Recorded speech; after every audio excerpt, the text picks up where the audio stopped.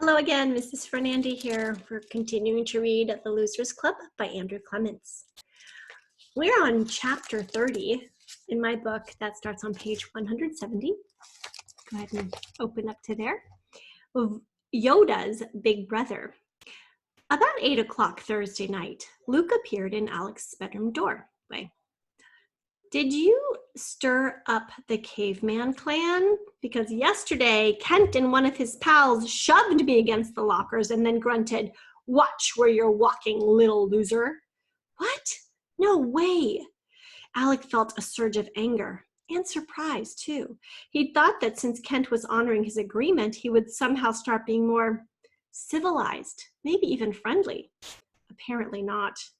Then he remembered that Kent hadn't actually arrived at the table until Wednesday after school. But still, roughing up his little brother, not cool.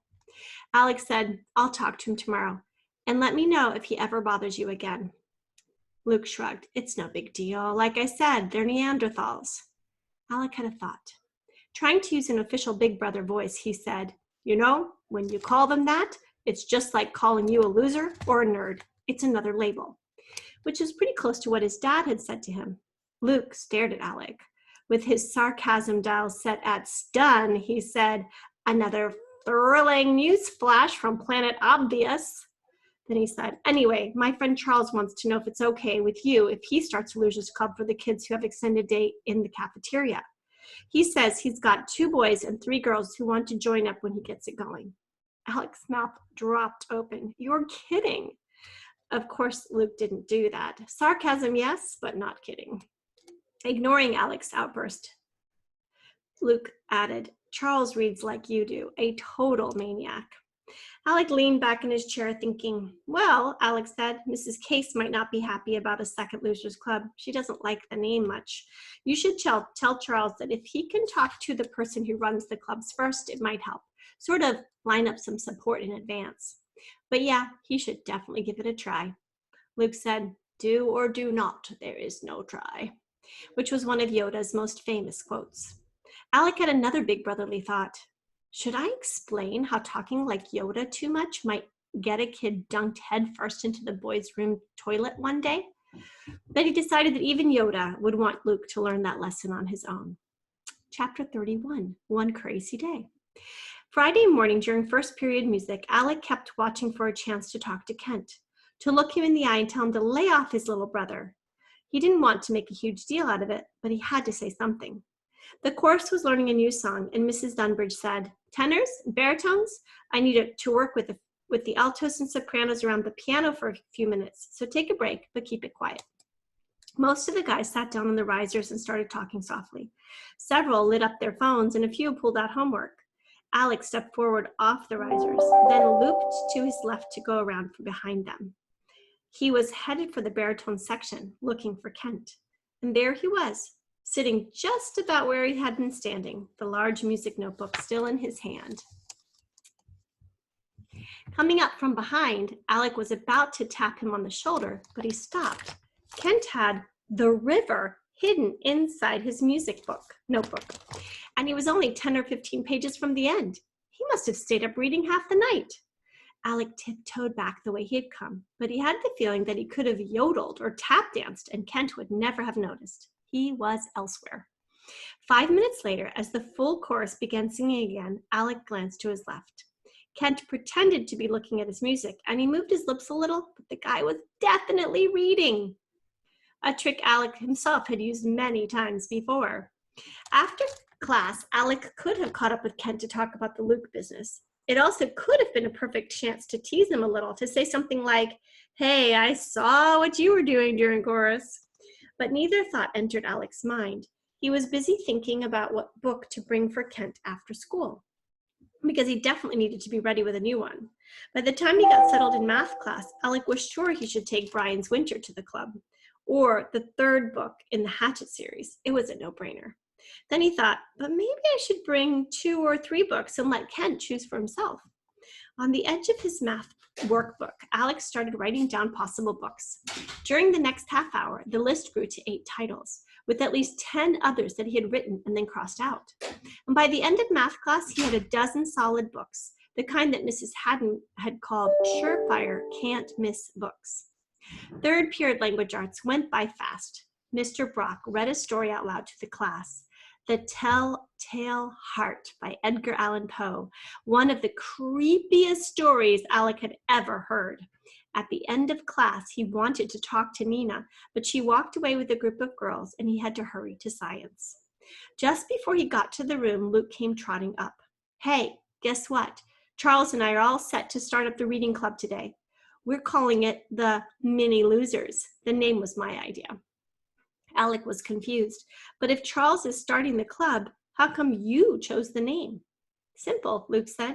I'm taking a break from Animation Club, and now I'm one of the founding members of the Mini Losers. Alec stared at him. You? Starting a reading club? Luke looked offended. I read constantly, except I don't read goofy stories about magic elves and sword fights and talking pigs, that's all.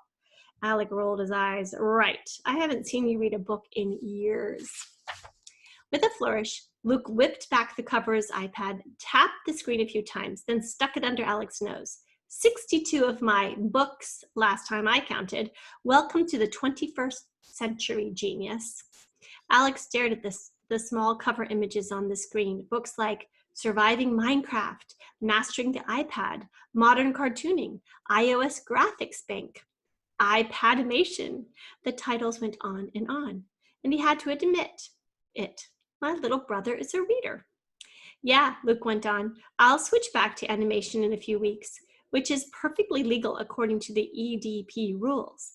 And Mrs. Gallo, the woman in charge of our clubs, I texted her and she, wait, you texted the clubs lady?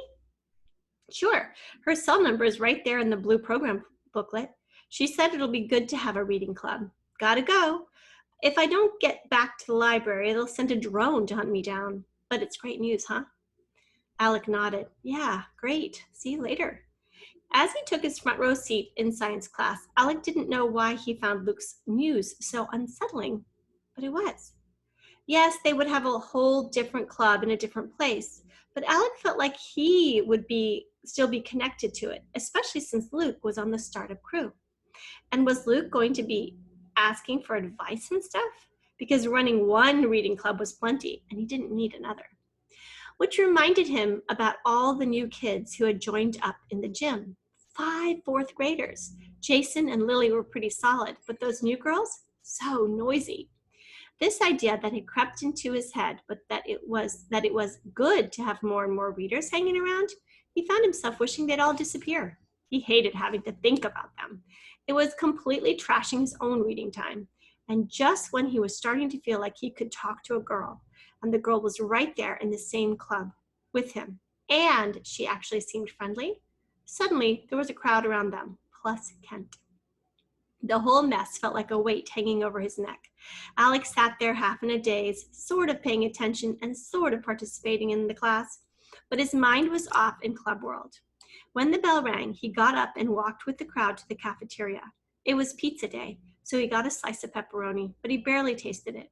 And the second he was done, he rushed to the library, where he discovered that his list of a dozen great books for Kent wasn't much use. Mrs. Haddon reminded him that he could only have 4 books checked out at once. Kent had 1, and Alec had left the library's copy of Hatchet at home last night, so he could only get 2 books. He got to social studies just as the bell rang, hot and out of breath, and then worried for the whole rest of the class about whether he had picked the right books for Kent to choose from. Then he remembered that he had another book in his locker that would work too, which made him feel a little better. Still, Alec's mind was lit up like a pinball machine, his thoughts bouncing from one problem to another right up to the end of the school day. Just as he had predicted, at the start of EDP, Kent sat down, tossed him the copy of The River, and said, "So, what's next, boss?" Kent acted like he was bored, and he might have fooled Nina and Jason and Lily. They hadn't seen him reading during chorus like Alec had. Alec played along with the game. He laid 3 books on the table between them. You can stay with the same series, that's this one, or a different adventure story set during the Klondike Gold Rush, or there's this biography. You pick. Kent started to reach for Brian's Winter, book 3 in the series, but at the last second he grabbed the biography and said, "Gotta go with King James, you know?" The book was I Am LeBron James, and Kent opened it right up. Then he made an odd face. "This is your book?" He turned the inside cover of the book toward Alec, and Alec saw his own name right where he'd written it with permanent marker. "Yeah, I got it this summer." Kent said, "And you've read it?" What Kent was thinking was right there on his face. He couldn't imagine how a bookworm like Alec could enjoy a book about sports, a sports superhero, as though only sports guys liked sports books. Alex said, "Yeah, I've read it twice. The guy is just amazing. And I want to get his other one called LeBron's Dream Team, about when he was a high school star. But my dad says I have to wait because the language is too rough." All Kent said was, "Cool." And he settled in his place and started to read. Alec was smiling to himself as he opened up Brian's Hunt. It had been sort of a crazy day, but it had turned out pretty well, even though it still felt like there were too many kids in his club right now. And then there was that other book club in the cafeteria. Still, he felt good about things. And Alec kept on feeling that way right up until dinner time, which was when he and his mom and dad looked at his weekly progress reports. They saw a 7 in math, a 7 in science, and a 6 in social studies. Alec was completely surprised, and then completely not surprised. He knew exactly how this had happened. It had been a great couple of days for the club and a terrible couple of days for his classwork. His dad said, "You know what this means, right?" Alec knew. It meant he had to report to homework room at 3 o'clock on Monday afternoon and stay there for 2 weeks. After some honest explaining and some serious begging, Alec managed to whittle down his penalty period from 2 weeks to just 1. Still, with everything that was happening in club world, 1 week away felt like a life sentence. And that's the end of the chapter.